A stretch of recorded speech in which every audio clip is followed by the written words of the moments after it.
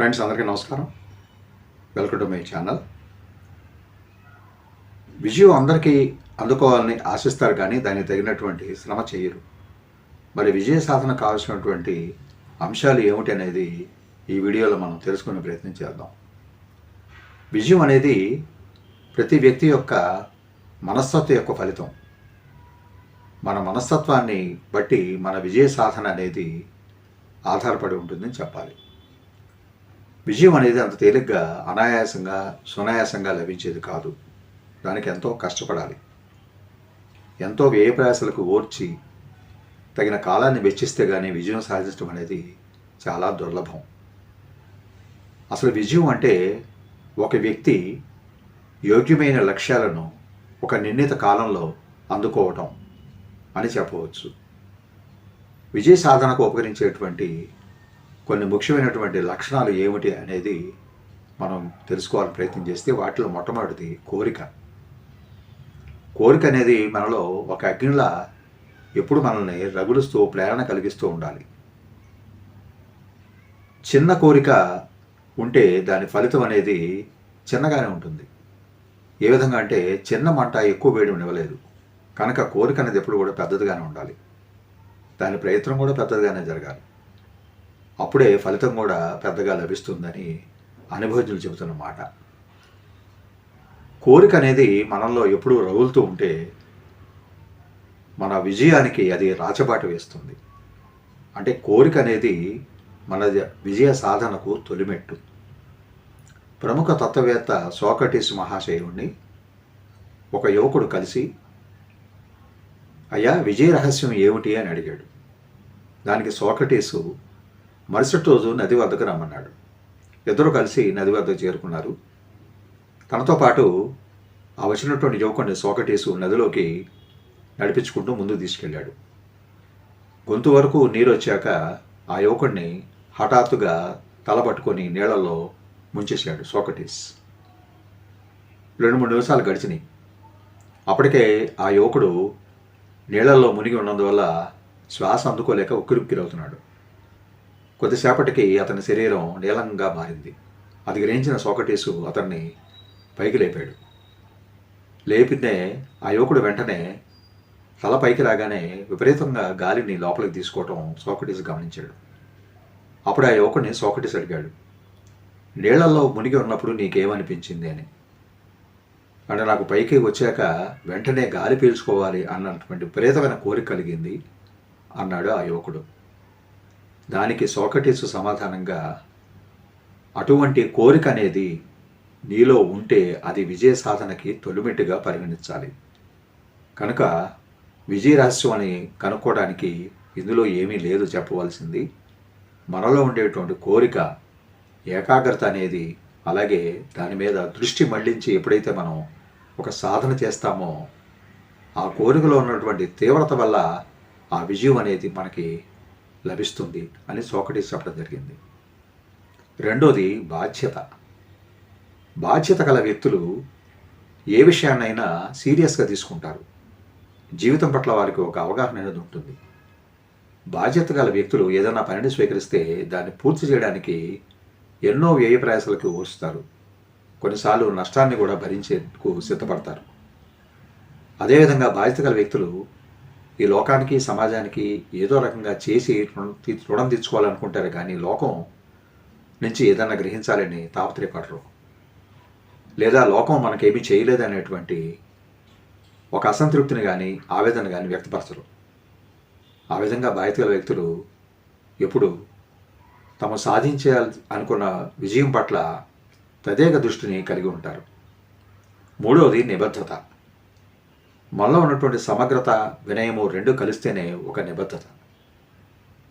మనం నిబద్ధతగా ఉండాలి అంటే ఆ వినయము, సమస్య పట్ల ఒక అవగాహన, మనం ఏదైతే విజయం సాధించాలనుకుంటున్నామో దాని పట్ల ఒక సమగ్రత అనేది కూడా చాలా అవసరం. నిబద్ధత గలవాళ్లే విజయంలో ముందుకు దూసుకెళ్తూ ఉంటారు. నిబద్ధత లేకపోవడం వల్ల మన మీద మనకి ఆత్మవిశ్వాసం అనేది సన్నగిలుతుంది. కనుక నిబద్ధత అనేది చాలా ముఖ్యం. గెలవడానికి లేదా ఓడిపోకుండా నియంత్రించుకోవడానికి అనేటువంటి 2 లక్షణాలు ఆటగాడి ముందు ఉంటాయి. ఎట్టి పరిస్థితుల్లోనే గెలవాలి అనుకునే వాళ్ళకి నిబద్ధత చాలా అవసరం. ఓటమిని నియంత్రించుకోవాలి అనుకునే వాళ్ళకి సహనం అవసరం. కనుక ఓటమి పొందాలి అనుకునే వాళ్ళు నిబద్ధతను ఎక్కువగా తమలో తాము జీర్ణించుకొని ముందుకు వెళతారు. తర్వాతది కష్టపడి పనిచేయడం అలవర్చుకోవాలి. విజయ సాధనకు కష్టపడాల్సిందే. అవసరమైతే ఎక్కువగా కష్టపడడానికి కూడా కొన్నిసార్లు ప్రయత్నించాల్సి వస్తుంది. అంటే ఆ లక్ష్యం యొక్క తీరును బట్టి లేదా దాని పరిమాణాన్ని బట్టి. కనుక కష్టపడే మనస్తత్వం ఉన్న వాళ్ళకి విజయం అనేది చేరువుగా ఉంటుందని చెప్పక్కర్లేదు. ఏమీ శ్రమ పడకుండా విజయం చేతికి రావాలి అనుకోవటం అత్యాశ. కనుక కష్టపడి తీరవలసిందే విజయం సాధించాలి అంటే. తర్వాత మనం సానుకూల మనస్తత్వాన్ని కలిగి ఉండటం అనేది చాలా అవసరం. ఇది విజయ సాధనలో మరో ముఖ్యమైన మెట్టు.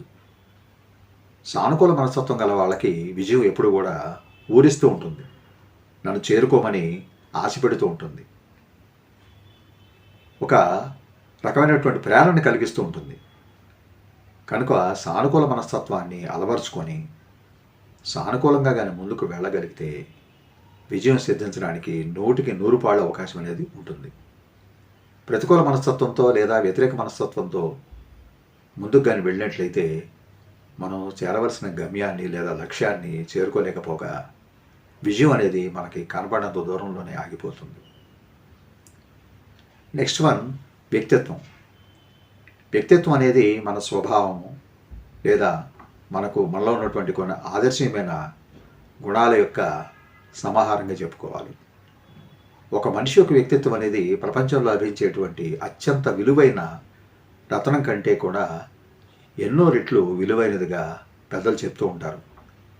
వ్యక్తిత్వం నిలుపుకోవడం అంటే మన ఆత్మగౌరవాన్ని నిలబెట్టుకోవడం, అదేవిధంగా మనకున్నటువంటి సంస్కారాన్ని మరింతగా ఉద్దీపన చేసుకోవటం, ఇటువంటి అంశాలు వ్యక్తిత్వం ఉన్నవాళ్ళు ప్రస్ఫుటంగా కనపడతాయి. వ్యక్తిత్వం కలిగి ఉన్నవాళ్ళు మాటలు కానీ చేతలు కానీ వాళ్ళ ప్రవర్తన కానీ ఇవన్నీ కూడా కొంచెం ఆకర్షణీయంగా కనిపిస్తాయి అని చెప్పడంలో ఎటువంటి సందేహం లేదు.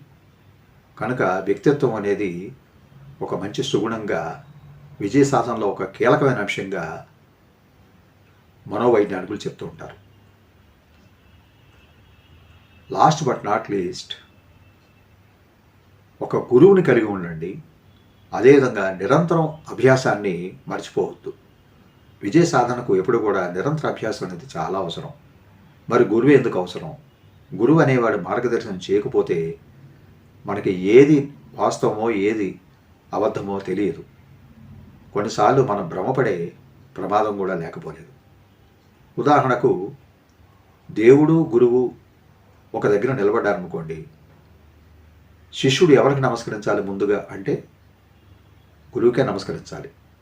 ఎందుకంటే గురువు నీ ఎదురుగా నిల్చున్న నాతో పాటు దేవుడు అని చెప్పగలిగేటువంటి సమర్థత కలిగినటువంటి యోగ్యత కలిగినటువంటి మహానుభావుడు గురువు. గురువులు మనకి తాగడానికి ఏమి ఇవ్వరు, కేవలం దాహాన్ని కలిగిస్తారు. అటువంటి ప్రాణశక్తి కలిగించేటువంటి గురువు దొరకడం కూడా చాలా అదృష్టం. కనుక మనం మంచి గురువుని ఎంపిక చేసుకుంటే విజయ సాధన అనేది సులువు అవుతుంది. కనుక ఈ అంశాలను దృష్టిలో ఉంచుకొని ముందడుగు వేసినట్లయితే విజయం అందుకోవటానికి అసాధ్యం అనేది ఏమి ఉండదు. మనం కోరుకున్న ఏదైతే ఆశించామో ఆ లక్ష్యాన్ని చేరుకోవటానికి ఈ అంశాలన్నీ కూడా మనకి ఎంతగానో సహాయపడతాయి. Thank you for watching this video. నమస్తే.